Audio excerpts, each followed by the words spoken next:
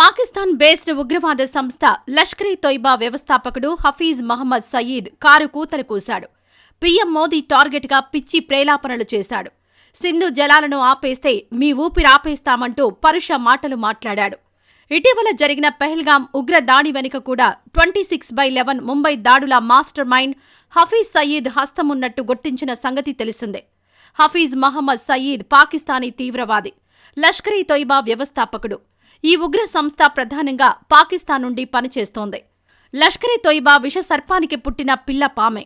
పెహల్గాంలో కాల్పులు జరిపిన the resistance front 2019లోనే ఇది పుట్టింది.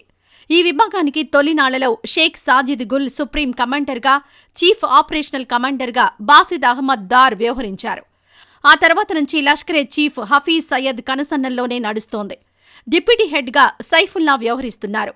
ఈ ఇద్దరూ పాక్ నుంచే ఎల్ఈటీ కార్యకలాపాలను నడిపిస్తున్నారనే అభియోగాలున్నాయి. పాక్ సైన్యం, ఇంటర్ సర్వీసెస్ ఇంటెలిజెన్స్, టీఆర్ఎఫ్ గ్రూపులకు సైద్ధాంతికపరమైన మద్దతు మాత్రమే కాదు, అన్ని రకాలుగా మద్దతు ఇస్తున్నాయని భారత గూఢాచార సంస్థలు నిగ్గు తేల్చాయి.